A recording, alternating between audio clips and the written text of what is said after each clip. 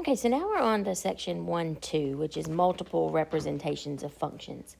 So in the last lesson, we looked at how could you tell if it was a function or not, based strictly on the idea that a function has one input for every one output, or looking at that table and making sure the x's didn't repeat. But you could have a function set up as ordered pairs. You could have a function set up in a table. You could have a function set up in a graph. You can have a function set up in an equation. So for you to be able to tell whether it is or is not a function, you have to know kind of what the rules are for that. So for ordered pairs and tables, you're basically looking for the same thing. You're going to be looking to see if your x's repeat. So to be a function, the x's cannot repeat. So if you want to make yourself a note, function means the x cannot repeat. And so in these different sets, all you really have to look at is those input values or those x values to see if your x values repeat or not. So look at example A, for instance. We've got 3 different sets of ordered pairs, and we're trying to decide in those 3 sets whether they are functions or not. So looking at just set 1, all I want to worry about looking at is the input or the x value.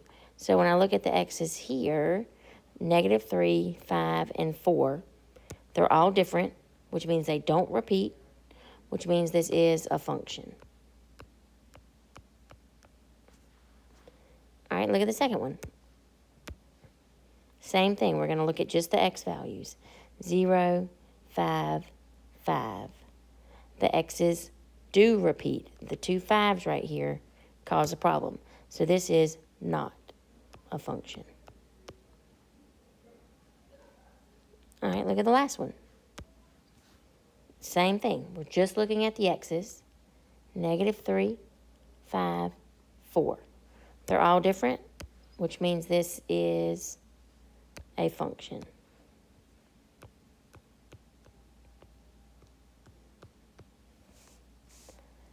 All right, we do the same thing with our tables. So ordered pairs and tables, same idea. All you're going to worry about looking at are the x values. You're looking to see if any of them repeat. If they repeat. If they repeat, it's a no. If they don't repeat, it's a yes. So let's take a look. In this table, I have x's that are 2, 4, 4, and 7. The 4s repeat. This is a no, or not a function. Look at the next one. Same thing, looking at the x's. 3, 11, 24, 38. Those are all different, so this is a function. And then in this last one, I need a new color.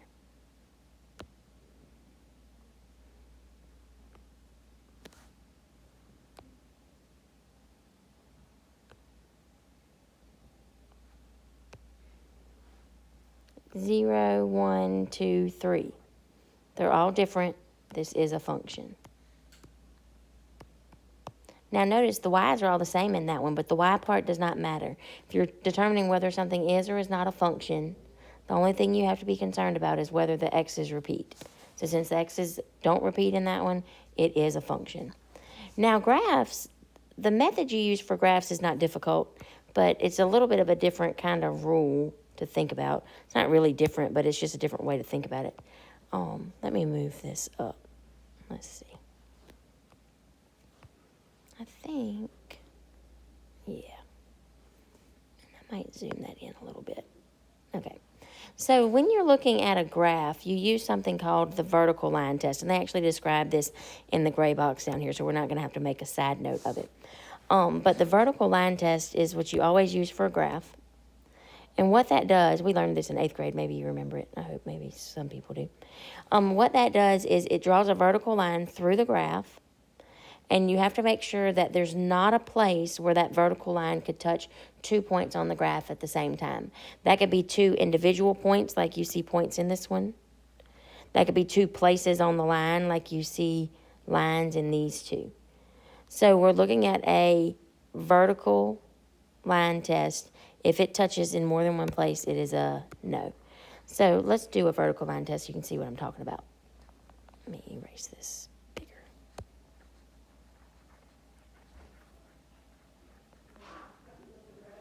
So looking at this first one, let me see if I can draw an actual line because it's kind of tricky. And if you can draw a line, I don't know if I can or not. I'm learning, guys. Patience. Let's see. I don't know what that does. Okay, maybe I can just draw like a box and it will draw a line. Make it wider. Ooh, boom, that'll do. Okay, so here's my vertical line. I'm going to use this vertical line for my test. So if I'm doing a vertical line test, I'm going to imagine that vertical line passing over the entire graph and making sure there's never a time when it's touching two places at once. Ooh, I don't know what I just did. Okay. So here, I'm touching the graph. I'm touching a point, but I'm only touching one. Same thing here, and here, and here, and here. I'm still just touching one point. And now I've reached the other end. At no point as I progressed across this did my line ever touch two times. That means this first one is a function.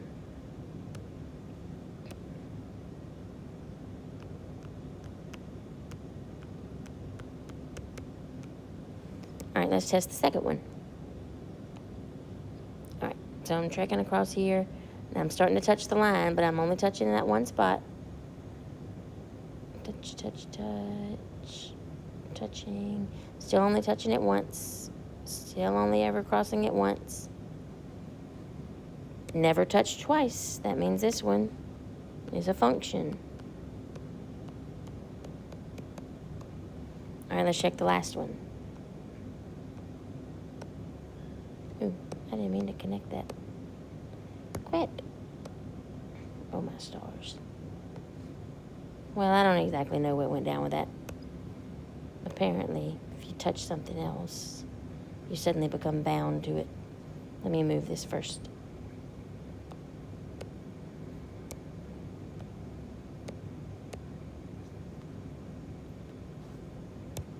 Sorry, guys. Technical difficulties.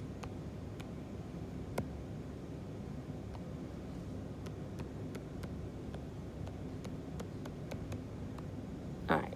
Back to my vertical line test. So, I give up. All right, so this one, when I move the line across it, notice when I very first start, I have a point here, and here, and here, and here, and here, and here, and here, where that line is touching twice. So all of those different places, it's 1, 2, 3, 4, 5, 6, 7, it's touching 8 times at once right there. And anywhere that I would scroll this line across here, oh, now I'm attached to that, we're always going to be touching in more than one place. It doesn't have to be touching in more than one place all the time to be not a function, but if at any point it's going to be touching more than once, it's automatically not a function. And the reason for that is any point that exists right here would be at like -4, comma something. So all of those points have an x value that's the same because they all exist on the same vertical line right there. So use the vertical line test to tell if graphs are functions. Use the inputs can't repeat to tell if tables or sets of ordered pairs are functions. Next. All right, so here they have some worked examples so that you can see whether things are or are not functions. So we'll just kind of talk through these for a second. You can always look at them yourself in your notes. But they told you that this first set of ordered pairs is not a function. And you can see that because these the sixes repeat. It's not a function. On the next one, though, this one is a function. Because if you look at the x's, -7, 1, 5, and 11, they're all different. They don't repeat. So that makes it a function. When you look at these tables, the x's on this one, 4, -2, 0, 1, they're all different. -4, -2, 0, 1. They're all different. So these are functions. But if you look on the other side, 0, 1, 1, 4, and they did it vertically too, is not a function because the ones repeat. So make sure that you're looking for those things to repeat so that you can tell whether things are or are not functions. That's what messes that one up. The 6's over here mess that one up. For this next one, and this looks a little bit weird because it's in black and white, and I'm not particularly crazy about the way that they did that. But the line that's slanted in this first box is the line that you're evaluating, the function that you're evaluating. So the question is, does it pass a vertical line test? And if you look, they've drawn two different ones so you could check it on two sides. From this side, it only touches in this one place. From this line, it only touches in this one place. That's not showing up. Let's do it in purple. And this one and this one. So that means this is a function. That's going to be a yes, function. This one, however, when you draw a vertical line, and this curve is what you're testing this time, it touches twice. Notice how it touches here and here. Or on the other line, it touches here and here. Those situations where it touches twice causes this to not be a function. All right, pause the video. Take a minute. Work these 6 in this problem number 6 and see if you believe these are functions or not. Okay, so now that you have unpaused the video, let's see if you were correct. So when you looked at example A and you hopefully evaluated your x's, 4, 7, -3, 5, you saw that they were all different, so you named this function. Maybe you wrote better than that because that looked terrible. Try again. Function. Then you looked at B, and you hopefully remembered to try out the vertical line test. So you drew a vertical line, and then you practiced what would happen if you slid it across this thing. And so from here, as I slide this, I'm only ever touching one time. Once, crossing once, crossing once. There's not a point where I'm touching more than one time as I go all the way across that. So as long as it passes the vertical line test, it's a function. For C, again, you have a table with x values. You evaluate your x's. 5, 5, 5, 5. They all repeat. This is definitely not a function. When you look at D, you needed to do the vertical line test again. So you grab your vertical line, which is now attached to the word function. Just leave that. I'll draw a new one.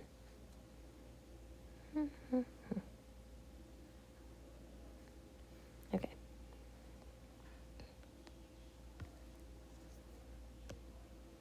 So now I'll take this line, and I'm going to do the same thing. Going across my graph, and it's only ever touching that line once. At any point, it's only ever crossing it once, which means this is a function.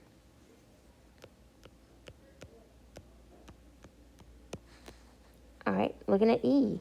You were evaluating those ordered pairs. Hopefully you were looking at the x's. 3, 3, 8, 5. The repeat 3, right here and right here, makes this not a function.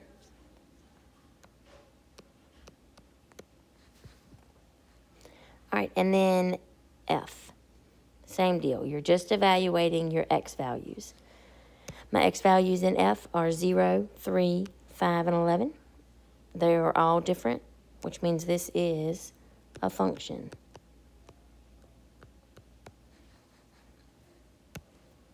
So you need to be able to do that. You need to be able to tell whether something is or is not a function based on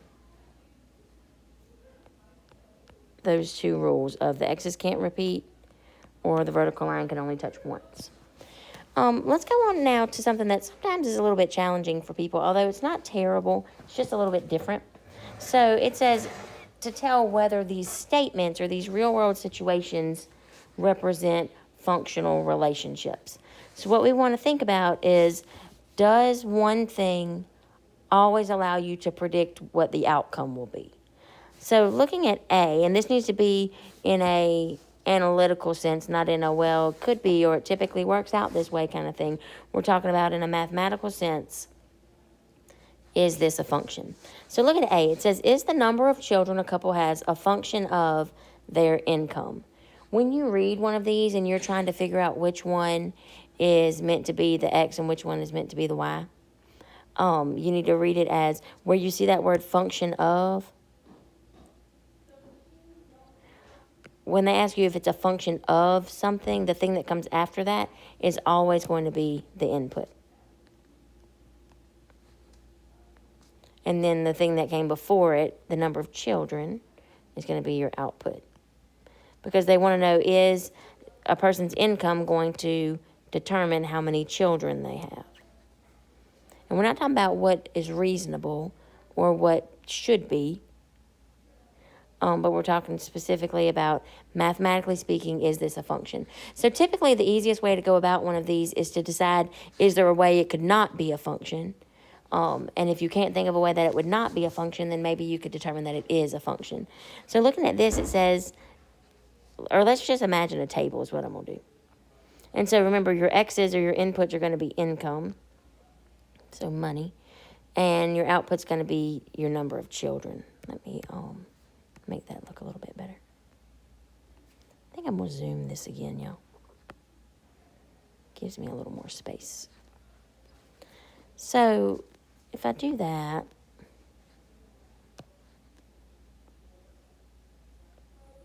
and this is income, and this is kids. Then let's just imagine that you have a family that makes $50,000 a year. And they have 2 kids.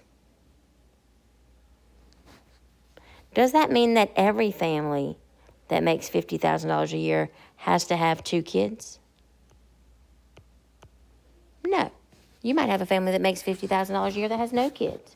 You could have a family that makes $50,000 a year that has 1 kid or 4 kids or 11 kids. So the amount of money a family makes does not automatically allow you to predict the number of children they will have, which means this is not a function.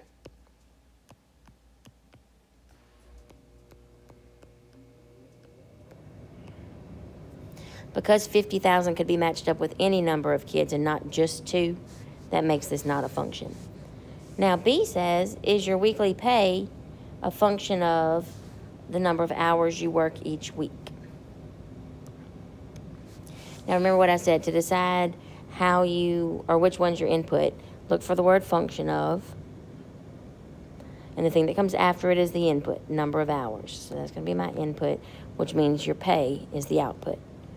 So let's just imagine that again. It's easiest if you find a way to prove that it is not a function so that you can therefore prove that it is if you can't come up with a way to prove that it's not. So if my number of hours is here and my pay is here. Oh, I put output, but I meant to put pay. Okay. So let's just imagine if you work 0 hours, you get paid $0. And they said, let's read this, assume you work an hourly rate with no tips. So for the purpose of this, let's just say we make $10 an hour, no tips. So if you work 0 hours, you make $0. Well, how much do you make if you work 1 hour? $10, because you're making $10 an hour. If you work 2 hours, you're going to make $20. If you work 3 hours, you're going to make $30, and so on. So we could continue this table for any number of hours that you might work. But if you notice, at no point do my number of hours ever repeat with a different outcome of money. As long as you're making $10 an hour and you work 2 hours, you're always going to make $20. So this is a function. Assuming that you're working a single job at that hourly rate, this situation would represent a function. All right, last thing I want to look at is how functions can behave. And we did this in 8th grade also, so this is really, really simple. You can describe functions as increasing, decreasing, or constant. And so they give you a little bit of a description of that here. They say it's increasing when the outputs get larger, it's decreasing when the outputs get smaller, and it's constant when the outputs do not change.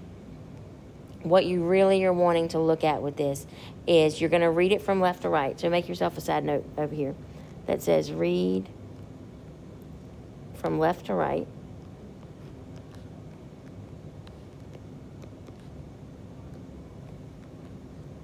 And you're going to basically focus on your y values.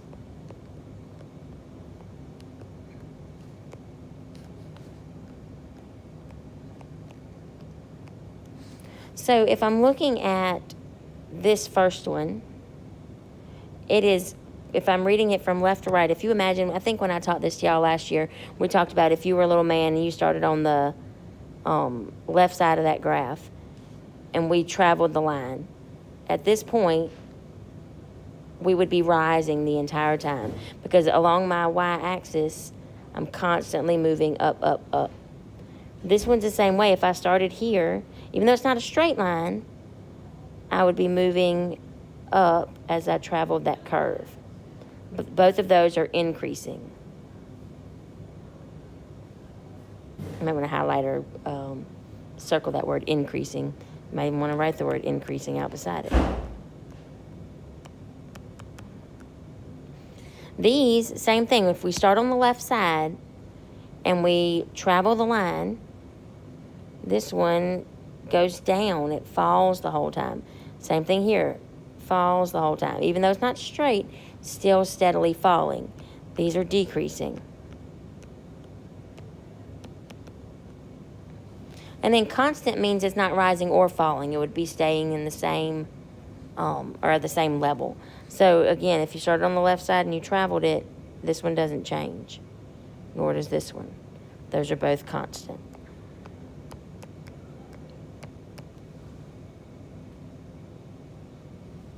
Okay, that is the end of this little mini lesson on section 1-2.